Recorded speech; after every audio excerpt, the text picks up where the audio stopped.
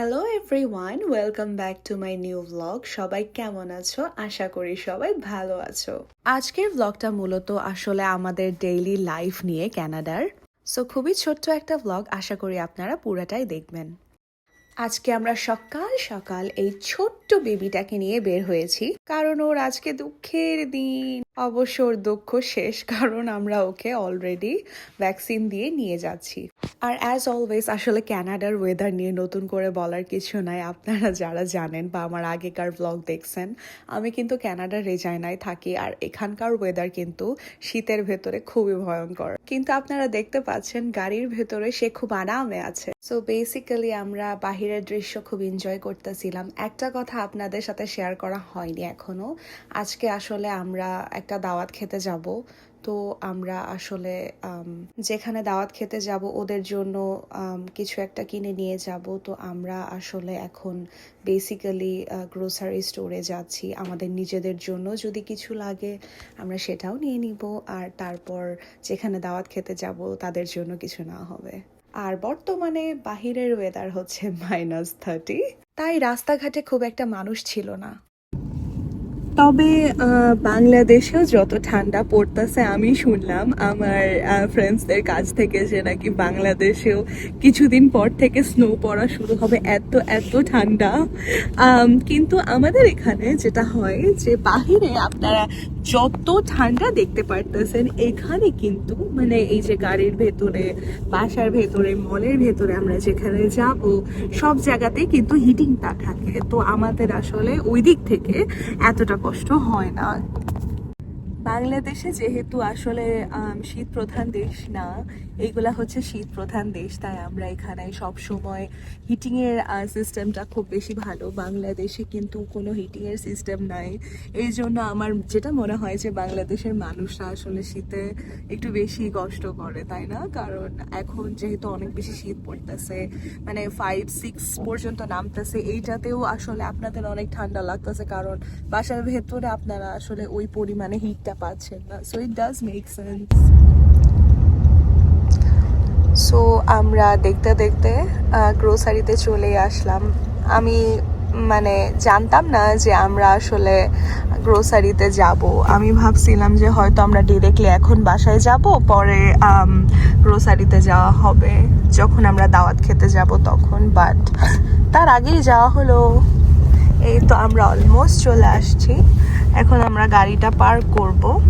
আমি কিন্তু usually Walmart থেকে শপিং করি না গ্রোসারির জন্য, বাট অনেক সময় বাবুদের প্রোডাক্ট আসলে ওয়ালমার্টে ভালো থাকে। কিন্তু আপনারা যারা গ্রোসারি করতে চান, আই মিন লাইক কম টাকায়, অনেকেই আছে যাদের বাজেট অনেক টাইট, তারা কিন্তু কানাডায় ওয়ালমার্ট থেকে শপিং করবেন না, কারণ তাদের জন্য আসলে ফ্রেস্কো বেস্ট অপশন। আসলে গ্রোসারি মানে বাজার করতে যাওয়ার সময় আমি কিন্তু সব জায়গা থেকে মোটামুটি আমার বাজার করা শেষ, তো আমি ভালো মতো কম্পেয়ার করে দেখেছি। এই তো আমরা পার্ক করে ফেললাম। ও দেখতে পারতেছেন কি, এখানে কানাডায় parking for customer with child, মানে যাদের বেবি আছে তাদের জন্য আলাদা পার্কিং এর ব্যবস্থা আছে। মানে বাংলাদেশে এরকম সিস্টেম হলে কতই না ভালো হতো। আমরা বাংলাদেশে আসলে এরকম কোনো সিস্টেম রাখি না।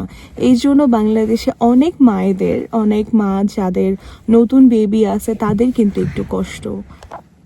সো আমরা বেবিকে এইভাবে কার্টে করে নিয়ে ভেতরে ঢুকে পড়তেছি।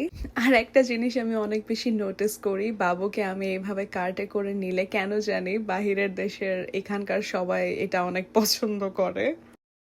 অ্যান্ড অ্যাগেন আমাদের কেনাকাটা শুরু। আসলে কি বলবো, এটা আমার আর আমার পার্টনারের অনেক অনেক বদ একটা অভ্যাস যে আমরা মলে গেলে বা কোনো স্টোরে গেলে, কোনো সুপার শপে গেলে কখনোই ড্রেসিং সেকশনটা আমরা বাদ দিই না। আই মিন দেখি যে কোথাও ডিসকাউন্ট আছে কিনা, কিছু ভালো লাগে কিনা। এইভাবে আমরা কোনো টাকাই সেভ করতে পারি না আমাদের।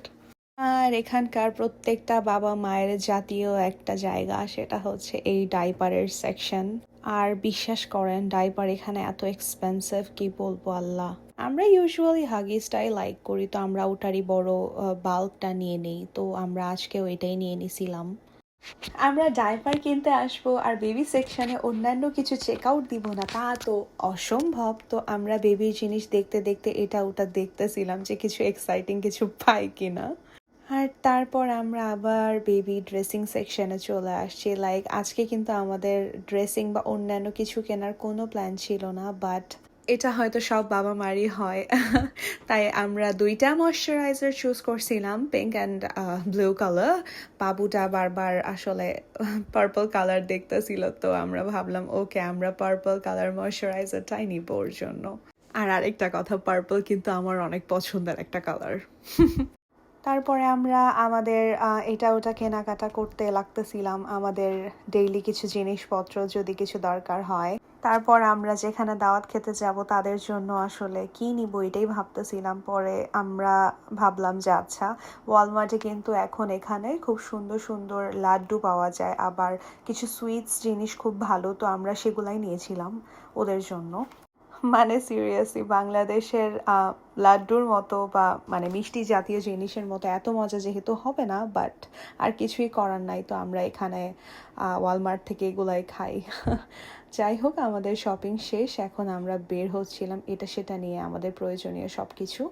আর রাস্তাঘাটের অবস্থা এত স্লিপারি ছিল, আর আমরা তো বলেই দিয়েছি যে আসলে বাহিরে যেরকম ঠান্ডা, মানে কি বলবো, বেবিকে নিয়ে আসলে এইভাবে ওকে দেখছেন কিভাবে ঢেকে নিয়ে আমরা যাচ্ছিলাম, তারপরেও আসলে ঠান্ডাটা আনপ্রেডিক্টেবল এখানকার। যেটাই হোক, আমরা এখন গাড়িতে উঠে পড়েছি, এখন আমরা ডিরেক্টলি বাসায় চলে যাব। এখন আমরা শপিং করে বাসার উদ্দেশ্যে রওনা দিয়েছি। ভেতরে কি গরম শান্তি, বাহিরে ঠিক ততই ঠান্ডা, কি অদ্ভুত। ওকে, সো আমি বাসায় এসে আবার রেডি হয়েছি।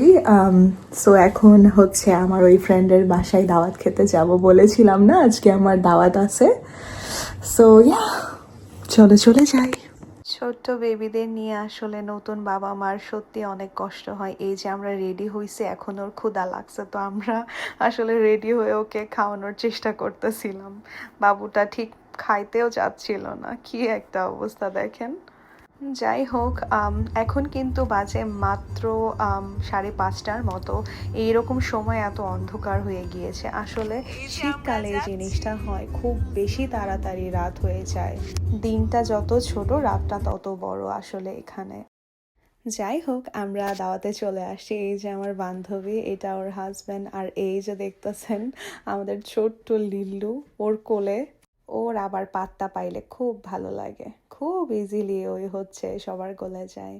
এখন ওর পাপার কোলে উঠেছি, কারণ আমাদের বাবনের ক্ষুধা লাগলে ও এরকম পাপার কোলে খাইতে খুব পছন্দ করে। পাপা ছাড়া বাবুকে শান্ত করা ইম্পসিবল। যাই হোক, আমার ফ্রেন্ড আমাদের জন্য এত সুন্দর একটা ডেজার্ট নিজের হাতে বানাইছিল, আর এই যে ও হচ্ছে সব কিছু তৈরি করতেছিল আমাদের জন্য, ও এত এত অ্যারেঞ্জমেন্ট করছিল, আল্লাহ কি বলবো। আমরা যেখানেই যাই না কেন লিল্লু বাবু সেইখানকার স্টার হয়ে যায়, তো এইখানেও আমাদের সবার ভেতরকার স্টার হচ্ছে এই ছোট্ট বাবুটা। যাই হোক, এখন খাবারের পালা, এখন এত সুন্দর সুন্দর খাবারগুলো আমরা খাবো। সত্যি কথা, এই সব কিছু শুধু আমাদের জন্যই করছিল। দেখতেছেন কি সুন্দর করে মানে খাবার বেড়ে দিচ্ছিল। যাই হোক, আমরা আসলে ভালো এনজয় করছিলাম, অনেক টাইম ছিলাম। আর সব কিছু শেষে আমরা এখন বাসায় চলে যাচ্ছি। ওভারঅল দিনটা খুব সুন্দর ছিল, বাট এখন ভালোই রাত হয়ে গিয়েছিল। আমরা ওখানে বেশ কিছুক্ষণ ছিলাম। তবে এখানকার রাতে ড্রাইভিং করা আসলে খুব একটা সেফ না, আপনারা দেখতে পারতেছেন কিনা রাস্তাঘাটেও খুব একটা মানুষ নাই, রাস্তার অবস্থাও খুবই স্লিপারি। সো যেটাই হোক, থ্যাংক ইউ আমার পুরো ভিডিওটা দেখার জন্য। আশা করি আমি নেক্সট ব্লগটা আরও ইন্টারেস্টিং করার ট্রাই করব, আর আমি আমার ডেইলি লাইফ সম্পর্কে আরও কিছু তথ্য দিব। Thank you for watching.